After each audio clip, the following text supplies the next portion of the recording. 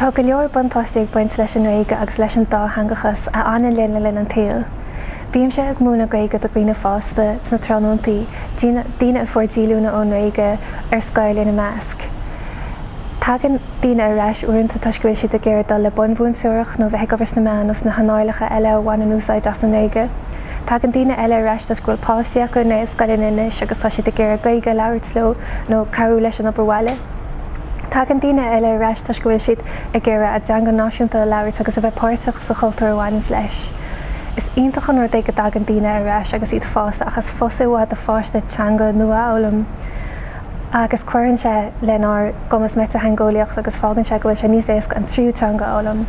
Chomá lei sin tá sé ina chosan star bhaimú cogneach agus muide go níos agus nuair tá Alzheimer's ar chuine.